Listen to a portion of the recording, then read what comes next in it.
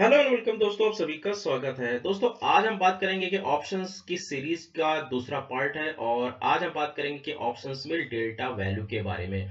आपने ऑप्शंस में कई वैल्यूज के बारे में सुना होगा। एक इम्प्लाइड वोलेटिलिटी आपने सुना होगा, आपने गामा वैल्यू के बारे में, डेल्टा वैल्यू के बारे में। तो आज हम डेल्टा वैल्यू के बारे में बात करेंगे इस वीडियो में कि आखिर डेल्टा वैल्यू होती क्या है। तो चलिए देखते हैं।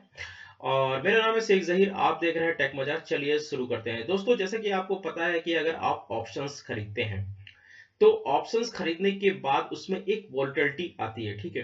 वोलेटिलिटी का मतलब वो एक प्राइस ऊपर नीचे जाता है। ये सिर्फ ऑप्शंस बायर्स के लिए है, ठीक है।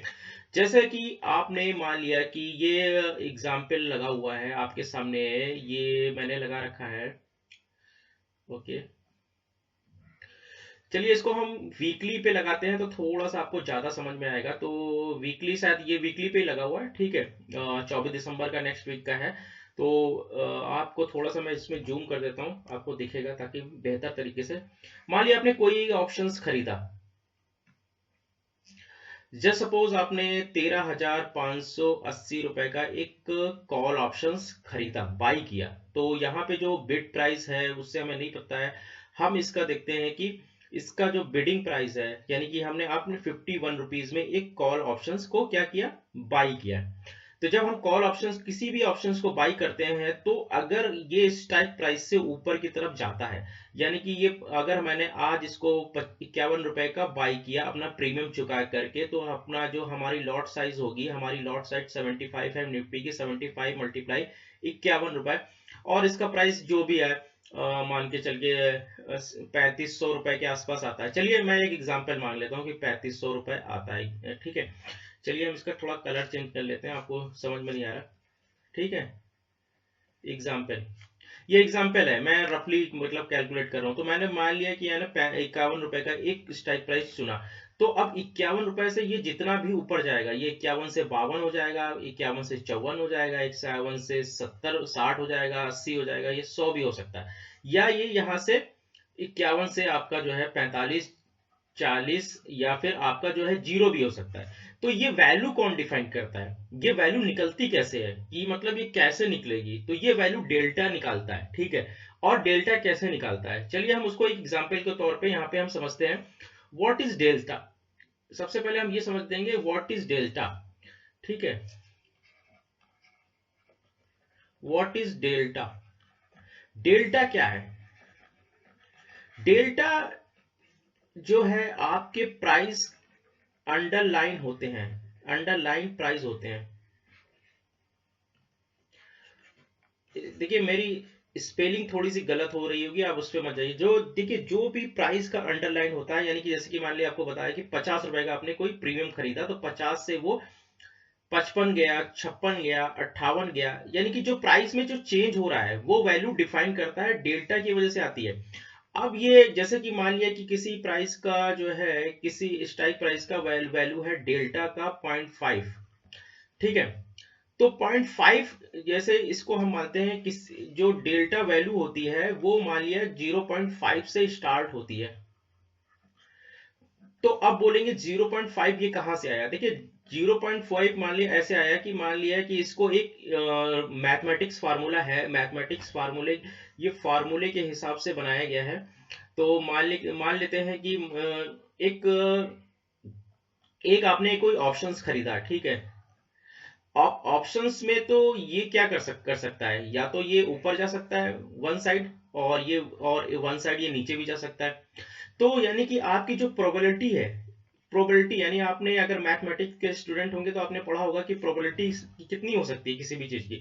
तो इसकी प्रोबेबिलिटी जितनी ऊपर जाने की संभावना है उतनी नीचे जाने की संभावना है।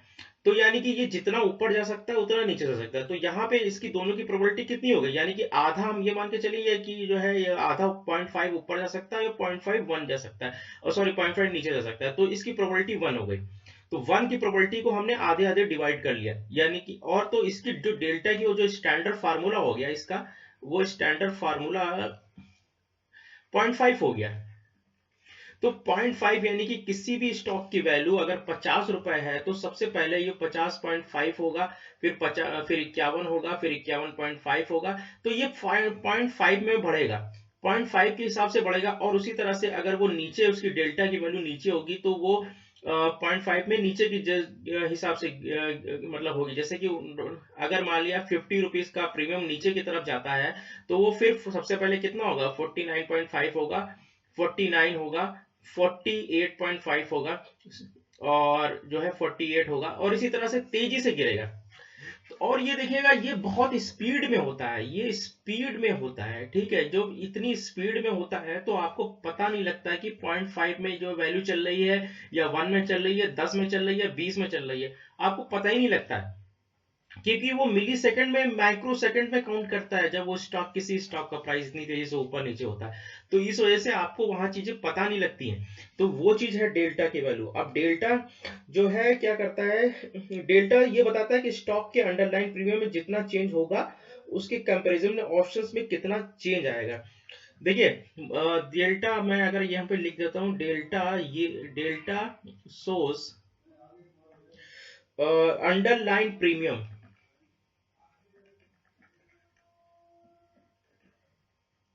मतलब मैंने आपको बोला कि डेल्टा आपको यह बताता है कि किसी स्टॉक के प्राइस में जितना चेंज होगा, ठीक है, उसके ऑप्शंस में कितना चेंज होगा, उसके ऑप्शंस में कितना चेंज होगा।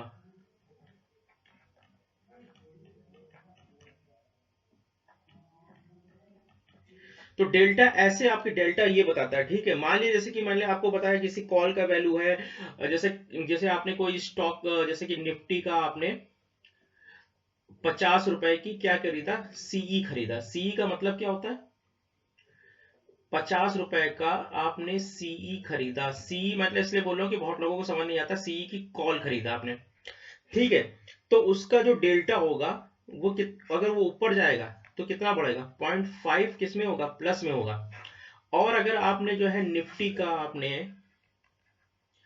50 रुपए का पुट खरीदा या पी खरीदा तो उसका डेल्टा कितना होगा, उसका डेल्टा जो है -0.5 में होगा।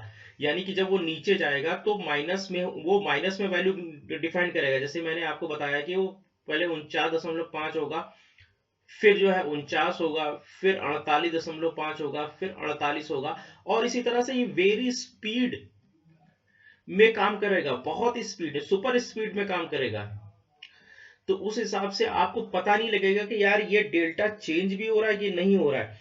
तो ये चीज है। अब ये आपको ये डिफाइन कैसे करें कि ये एटीएम का डेल्टा, देखिए जैसे कोई होता है, अब जैसे कि आपको यहाँ पे फिर से लेके चलते हैं ऐड द मनी। देखिए जो स्ट्राइक प्राइस जहां पे चल रहा होता है उसको हम बोलते हैं ऐड द मनी। ये कॉल है, क्या है, एटीएम। ये क्या है, एटीएम। और ये क्या है, ये है ऐड द मनी, और ये क्या है, आईटीएम। आईटीएम मतलब इन द मनी, और ये क्या है, ओटीएम, ठीक है। तो अब मैं आपको यहां से असली गेम समझाता हूं। ये मान लिया जो जो ऐड द मनी का डेल्टा होता है, डेल्टा देखिए मैं आपको फिर से बता रहा हूं थोड़ा सा। Add the money, ATM. चलिए यहां पे मैं आपको थोड़ा सा यहां पे समझाऊंगा तो समझ में आएगा। देखिए एटीएम, ऐड द मनी, तो एटीएम का जो डेल्टा होता है वो 0.5 होता है, ठीक है। और अगर ये आईटीएम हो जाता है, यानी आपका प्राइस आईटीएम हो जाता है, यानी इन द मनी हो जाता है, तब ये डेल्टा चेंज हो जाता है।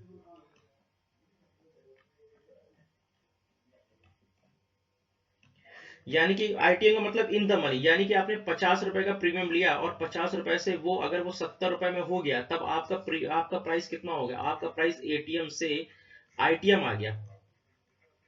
यानी अब पहले आपका प्राइस एट द मनी था, फिर इन द मनी में आ गया। अब जब इन द मनी में आपका प्रीमियम आ गया तो आपका यहाँ पे डेल्टा बढ़ जाएगा। तो यहाँ पे डेल्टा आपका कितना हो जाएगा, डेल्टा आपका 0.5 नहीं रहेगा, अब डेल्टा आपका 0.8, 0.6, 0.7, 0.8, फिर 1 हो जाएगा। तो इसी तरह से आपका डेल्टा बढ़ जाएगा। तो आपका जो डेल्टा जो है, डेल्टा डेल्टा जो है, डेल्टा का premium ATM to ITM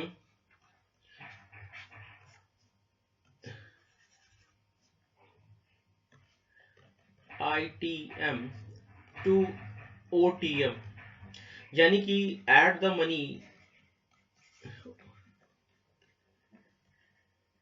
money से आपका इन द मनी, फिर आउट द मनी तक जाता है। अब देखिए यहाँ पे थोड़ा सा कंफ्यूजन वाली बात हो रही है। देखिए जब इन द मनी आपका प्रीमियम हो गया, जब आईटीएम हो गया, तब तो आपका डेल्टा क्या होगा, प्लस होगा, बढ़ेगा। लेकिन अगर आपका प्रीमियम एटीएम टू ओटीएम हो गया, यानी कि आउट द मनी हो गया, तब वहां पे आपका डेल्टा क्या होगा, माइनस होगा, यानी कि गिरेगा। तो यहाँ पे हम ओटीएम और एटीएम को यहाँ पे ध्यान में रखना होगा। तो दोस्तों ये छोटी सी बात है, अगर आपको ये समझ में आया वो डेल्टा के बारे में, होपफुली आपको जानकारी लग गई होगी, और आप इस वीडियो को लाइक कर दीजिएगा। और अगर आपको कमेंट करके आप मुझे बता सकते हैं कि आपको गामा के बारे में जानना है या फिर एटीएम और डेल्टा के बारे में और डिटेल में जानना है, तो आप मुझसे कमेंट करके पूछ सकते हैं। मेरा नाम, ठीक है, अभी के लिए इतना ही रखते हैं। मार्केट को समझता है पैसा तो बनता है। धन्यवाद।